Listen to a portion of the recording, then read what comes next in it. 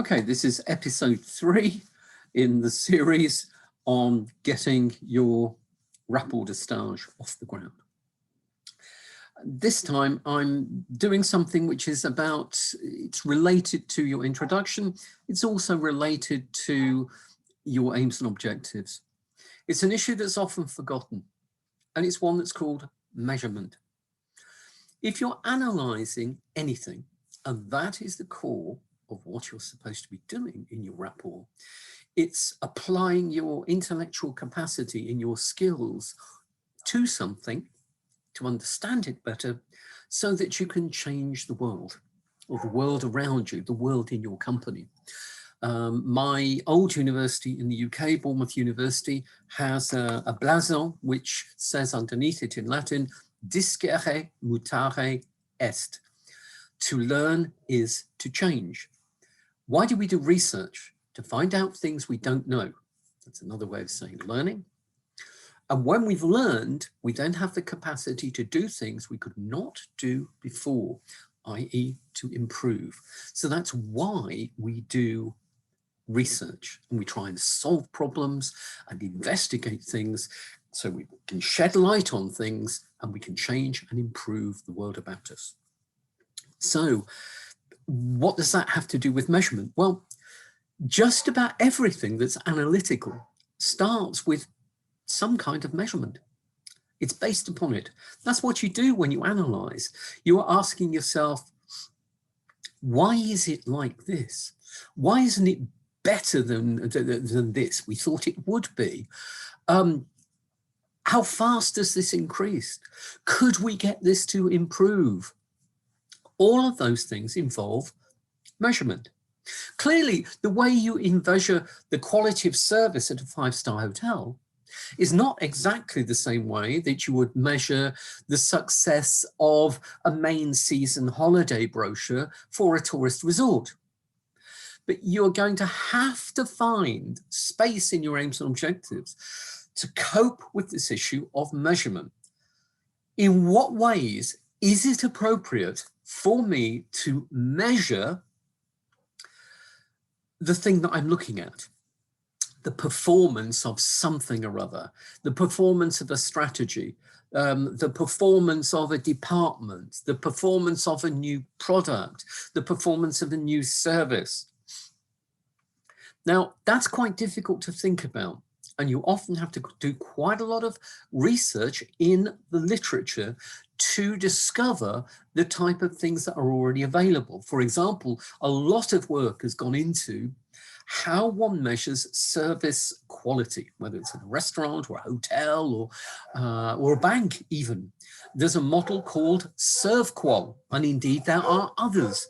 But you don't need to invent a new model if something entirely appropriate, useful, and tested is already there. But you've got to go and look for it and decide which of these approaches is best. An idea for you. Virtually whatever you're looking into, you need to think about what I've called the 4 E's. Pas I. The first one, economy. Almost always we're looking at money. Can we get, as the Americans say, a better bang for our buck? Can we get our money to go further, to do more? Can we spend less of it and achieve the same kind of things? So there's the issue of economy. That's almost always in there when we're dealing with something which is a commercial issue in the private commercial sector. When we're dealing with things outside in the public sector, maybe we're not just thinking about economy. Clearly, they still have to balance the books. They still dare not overspend. But there is another E, which is going to be particularly important for the public sector, and it's equity. Est-ce que c'est équitable? When you are dealing with voters, when you are dealing with citizens, you don't want some citizens to say, that's not fair. a lot of citizens, and a few saying, hey, that's great for me. You need to be able to justify what you're doing on the basis of its equity, que c'est équitable. So that's your second D. Well, there are two more. In French, you put them under the same heading as what you called efficacité. But those are two completely distinct things. So I'm going to break them down for you. The first is effectiveness. Does what we are doing achieve 100% of what we wanted it to do? Or is it 40%?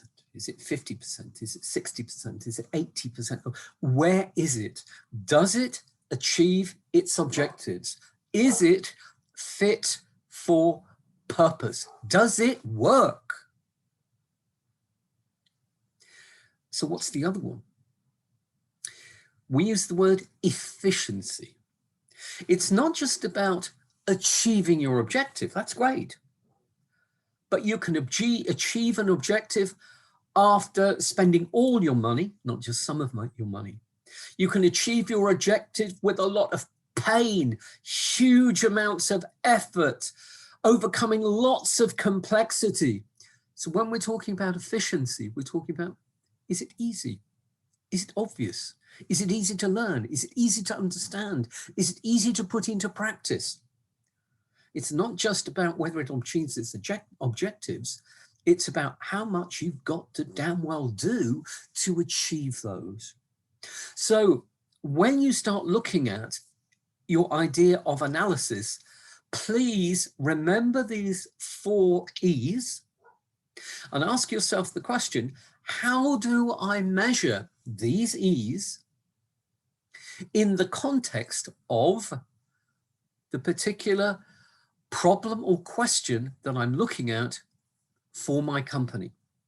Now, of course, in your title, you might just want to focus on one of them, efficiency.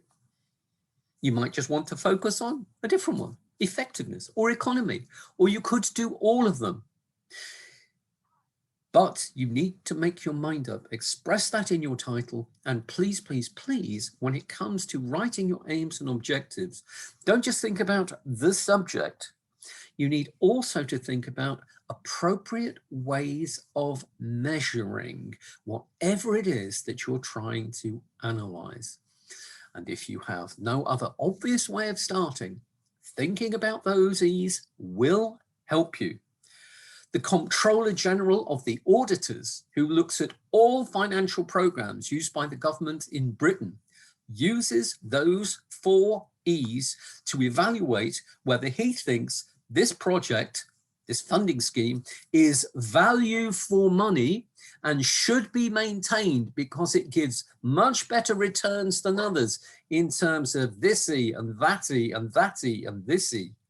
So please do build those in somewhere to what you're doing. It will make your analysis so much sharper.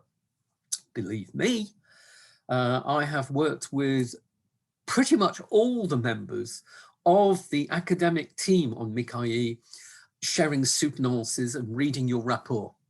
And if you're not dealing with those E's in your rapport somewhere, we're going to be asking you, and we're tough.